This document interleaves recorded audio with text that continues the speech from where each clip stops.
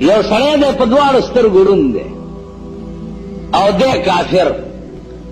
د دنیا علاجونه یې وکړه نه جوړېده. ښځې خیال وکړو چې راشه دا محمد صلی الله علیه وسلم ډېر لوی سړی دی، د ده څه دوايي په دې سترګو کې دې میړه ته واچوه. حضور په لاره روان دی، خو چې قدم مبارک یې کېښو د ښځې د قدم لاندې نه خاوره راواغسته او په پوړی کې راوړه. میړه ته یې وویل چې یو نوی قسم دوايي مې درته راوړه. سلایي راواغستو، یو سترګه کې ورته واچوله، په بله سترګه کې واچوله، خو چې سلایانې ترې لرې کړه چې ګوري یو یو سترګه یې دومره دومره. ښځې ته وایي دا څنګه دارو، زما خو سترګې جکې جوړې او بنا شو. ښځې ورته ویل دا د هغه چا د خپو خاوره ده چې چا ته ته شپه ورځ کنځل کوي. ویلې ښه ودرېږه. چاړه یې راواغسته او دواړې سترګې یې وویستې چې تا د دشمن د خپو خاورې ما ته په سترګو کې واچولې. خو چې سترګې یې وویستې لاندې نه نورې وشوې، چې ګاټې به یې وویستو لاندې نه به بل ګاټې راووتو. آواز ورته وشو چې بدبخته تا پکې داسې رانجه اچولي دي که تر قیامته پورې ته دا خپلې سترګې وباسې نو نورې به کېږي، قیامت یې وباسې. نو مولانا روم به وایي چې خاک طیبا از دو عالم بهتر است، خاک طیبا از دو عالم بهتر است، ای خنک شهر کی آنجا دلبر است. اغا خاوری د خپو د جناب محمد رسول الله د دواړو جهانو نه بهترې دي. په کومه ځمکه چې سردار کونین خپه ایښې ده نو د هغه د خپو د لاندې د خاورې چې بیا د دواړو جهانو نه بهترې، نو تا پکې دا رانجه اچولې. عزیزانو علما لیکي چې کومې ځمکې سره چې د پیغمبر بدن لګېدلی دی هغه ځمکه د عرش معلا نه هم بهتره ده. هغه ځمکه دغه مسلک دی د علماء دیوبند. علماء دیوبند نن ستا په دې ملک ډېر کوڅه ډب را پیدا شي، روټي خلاص نفسونو ړانده کړي، پردو روټو ړانده کړي، پردی خورواګانو ړانده کړي. روټي خلاص نن وایي دا د دیوبند ملیان چې دي دا پیړان نه مني، اولیان نه مني، پیړان نه مني. پیړان ولې نه مني؟ ته پیر پیدا که نو ته بیا ګوره چې مونږ یې منو که نه منو. مونږ خو پیر هغه سړي ته وایو چې هغه په میدان کې ظالم او جابر بادشاہ ته حق ویلو والی. په دې خبره پوهېږئ؟ پیغمبر فرمایلی دي افضل الجهاد کلمت حق عند سلطان جائر. لوی جهاد دا دی چې ظالم بادشاہ ته مخامخ یو حق خبره سړی وکړي. کم چې ضیاءالحق غوندې ظالم ته دعاګانې کوي هغه هم بزرګان دي. د اسلام شرمي ته چې څوک دعاګانې کوي هغه هم بزرګان. زه ذاتي طور په ایمان کې په دې زما بدي شي چې دې کوشي او ټټو دي مونږ لرا کی، دا به د سیاسي خلکو ایمانی زما نه دی. زما په دې بدي شي چې په 10 کاله کې د پاکستان نه د اسلام جنازې وویستې. په 10 کاله کې ته وګوره نن ستا ټول ملک چې دی د ډمتوب او د کنجرتوب ډیپو دی. دا میوزک سنټرې چې دي دا د کنجرتوب او د ډمتوب ډیپوان دي او که نه دي؟ هغه ورځ ما ته یو خط راغلی دی د هانګ کانګ نه، خط راغلی دی د هانګ کانګ خلقو ما ته لیکلي دي چې مولانا صاحب لوی لوی تقریرونه کوي او ستا په صوبه کې بلو پرنٹ جوړیږي. بلو پرنٹ ترجمه پیژنئ؟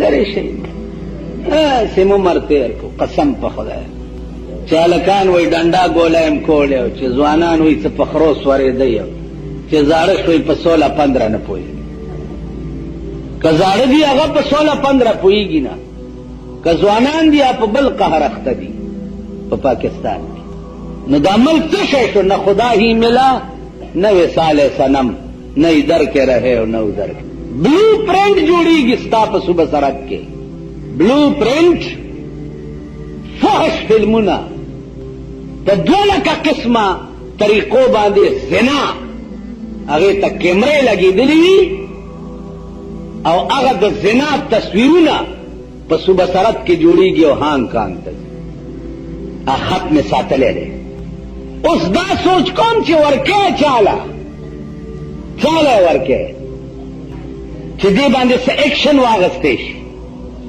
چاله ورکې د میوزک سنټر او د وی سی آر او د بلو پرنٹ کیسټو دکانونو اجازت حکومت نه دی ورکړی نه دی ورکړی نو چې زه درته ووایم وایي درمیان قار دریا ہم چو بندم کر گئی باز میں گوئی کہ دامن تر مکن ہوشیار باز چې حکومت اجازت ورکړی دی چې ته د جمعې په شپه د فحش فلم کیسټ ته کرۍ ورکولی شي چې ټوله شپه ورته دا د کچنۍ زامن ناست دي او ګوري یې که نه دي نو زه کوزاغه خط کوم حکومت له ورکړم شرمېدلې او پوسټ یې کړې بې حیا او بې غیرته حکومت نن د ویډیو گیمونو اجازت چا ورکړی دی په دې پاکستان چې هر یو ماشوم ځي او د مور خښتک خرڅوي او روپۍ والا را پیدا کوي او ویډیو گیم ګوري نن ستا ملک د کنجرتوب او د ډنتوب اډه چا کړه عزیزانو د حرام او د حلال تمیز وکړئ چې حرام څه ته وایي او حلال څه ته وایي ابراهیم ابن ادهم رحمت الله علیه د شپې په کټ کې پروت دی پاس یو سړی ګرځي محل باندې څوک یې وایي زه اوښانو والا یم اوښ رانه ورک دی ورته ویې لیونی دلته اوښان څه کوي دا خو د بادشاه محل دی ورته یې جي ځکه لیونی یم او کار څه یم خو ته هم راته لیونی ښکارې وی چې ولې وی که د بادشاه په محل اوښ نشي راختی نو په پالنګ کې چاته خدای هم نشي میلاوی پالنګ کې خدای نه میلاوي پروت په پالنګ کې आवाज کې چې زه خدای لټوم ابراهیم ابن آدم چې سهار شو بادشاہي پرې خو لاړو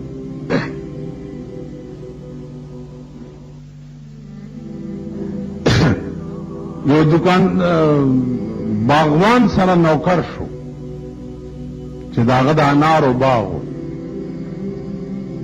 کخیتوب به کولو باغه تنخواه به اغستا پاغه به وخت تیرول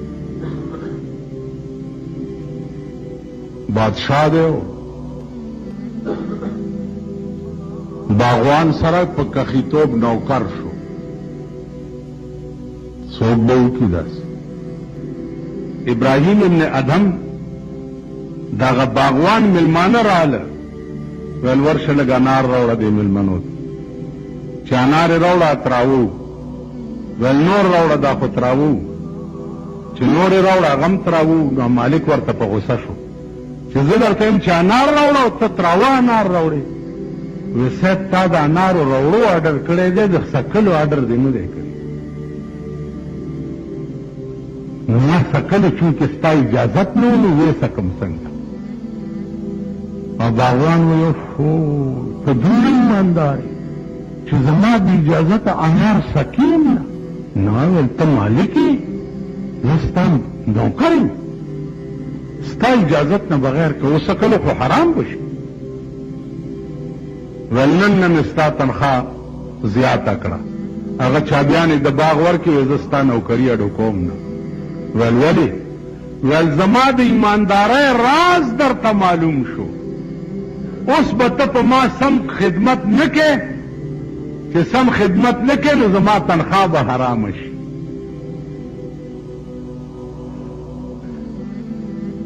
حلال خواره دغه خلک او مردار خواره مونږ یو. تاسو خیال راغی؟ مردار خواره مونږ یو.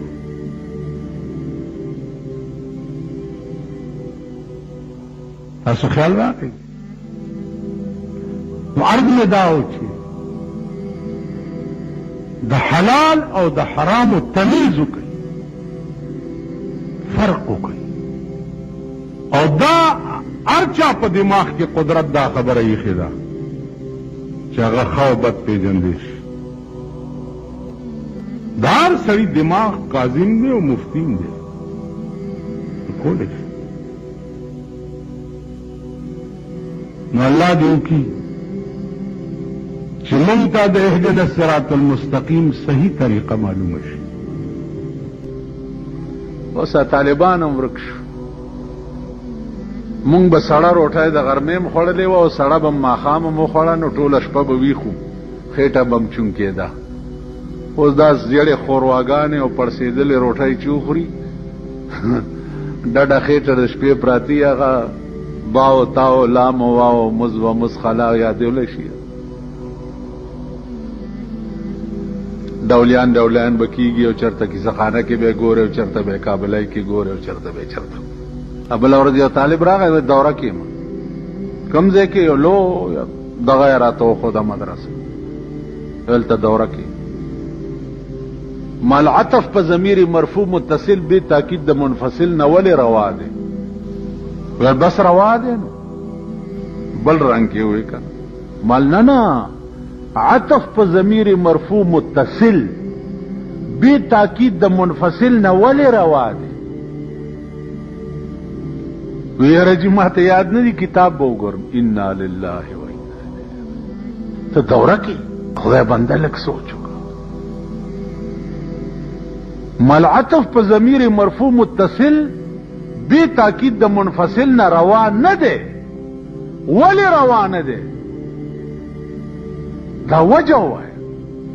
مال ما روا ویلو په هغې هم نه پوهېږي، اوس ولې روا نه دی په دې وجه هم نه پوهېږي. او یې دوره کې نو عزیزانو خیر بهرحال بې عزتیم نه کومه، خو لږ سوچ وکئ چې زمونږ داسې ملک شو او داسې زمونږ وطن شو، د دین هم جنازه وزي لګیا دی او د دنیا د تعلیم هم جنازه وزي لګیا دی.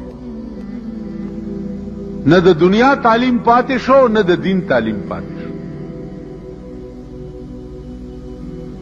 هغه زمانه لاړې چې چا به ترجمه پڑھاول، هغې دپاره به تفسیر کبیر کتو. اوس امي سړی هم راپاسي په لوډ سپیکر کې صاحبه قرآن لاندې اردو ترجمه ګوري او ورته دا حمر مستنفره ناستي او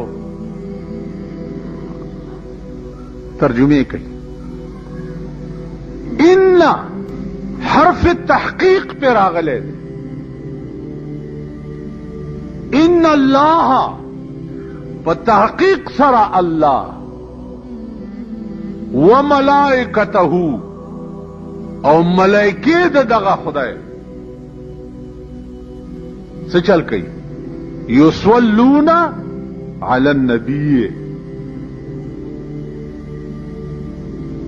درود او رحمت وی په جناب محمد رسول الله باندې. نو تاسو ته یا ایها الذین آمنوا صلوا علیه وسلموا تسلیما، تاسو په درود وایي. اللهم صل علی محمد وعلى آل محمد عدد ما فی علمک وعدد ما تحب وترضى. نو زما عزیزانو عرض میں داو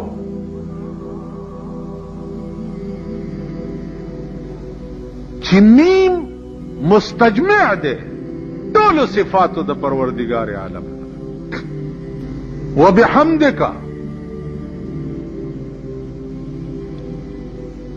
پاکی د تعالی را اے د ټولو صفاتونو مالک خدای وبحمدک وتبارک اسمک بلم سوکشته چې داغه نوم مبارکي سوکشته وتعالى جدک بلم سوکشته چې داغه شان اوچتي ولا اله غیرک اے اللہ ستانه بغیر بل څوک شته نه دا مقام د عشاق دی د عشاق عالم دای